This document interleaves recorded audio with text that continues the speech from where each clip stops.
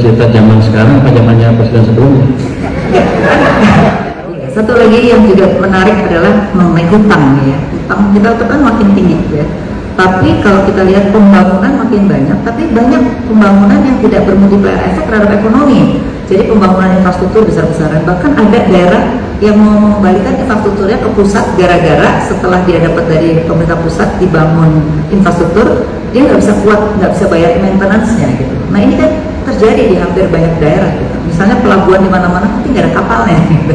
Nah ini kan buang-buang udah utangnya banyak, nggak ada multiplier. Jadi ke depan punya pandangan nggak? Karena ini menurut saya beban makin banyak tapi efeknya nggak ada. Anda bercerita zaman sekarang apa zamannya presiden sebelumnya? Bukan, zaman sebelumnya, tapi kan supaya jangan kejadian ke depan, ya kan? Gimana caranya tuh? Karena beban utang kan tahun ini dan tahun lalu kan cukup besar untuk dibayar ya. Nah itu seperti apa juga sekalian? Waktu zaman sebelumnya kan pembangunan kan bukan di daerah ya, banyak di pusat kan oleh PU sebagai mesin pertumbuhan untuk infrastruktur dan utamanya itu. Mungkin yang terjadi ada sebagian yang nggak pas. Kalau daerah membuat selama dikontrol dengan baik harusnya nggak apa-apa. Jadi yang penting adalah nanti mereka buat apa, kita kontrol dari pusat seperti apa. Gitu.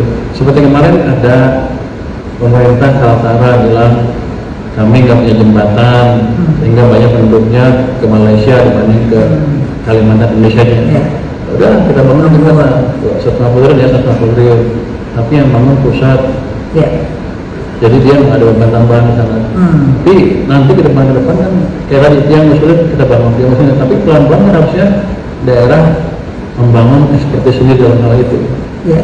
Tapi saya pikir sih kita nggak perlu balik ke sentralisasi lagi. Setuju. Diperbaiki jalannya, desentralisasi yang ada. Untuk itu daerah harus lebih cerdas lagi membelanjakan uang anggaran. Oke. Nah soal utang gimana nih? Kalau kita lihat utang 2 tahun ini cukup besar, apakah memang kita mau race through atau kita apa yang akan kita lakukan untuk bayar utang? Ini kan tiba-tiba jadi menteri langsung bayar utangnya gede banget gitu. Gimana? Kenapa Anda khawatir tentang utang? Ya maksud bayar utang kan uangnya nggak cukup. Kata siapa? Kalau Anda belajar fiskal kan tahu rasio ukuran satu negara bisa bayar utang seperti apa? Saya mau atau mampu. Dia rating agency melihat kita dua, itu sebetulnya mau atau mampu. Dia akan memakai berbagai macam indikator macam-macam, tapi sebetulnya hanya dua itu. Satu apa? Defisit to GDP ratio ya, untuk buat tahunannya, sama debt to GDP ratio. Masih aman itu. Kita lihat yang paling strict katanya di mana? Maastricht Treaty kan? Berapa defisit GDP-nya? 3%. Debt to GDP ratio yang dianggap aman 60%. Kita berapa? Defisitnya di bawah 3%. Tax ratio-nya di bawah 40%. Jadi dengan standar internasional yang paling ketat pun kita masih prudent. Lihat negara-negara Eropa, semua mendekati 100%, Amerika ada 100%, debt to GDP ratio. Jepang 275%, Singapura ya 100% ya, gede banget.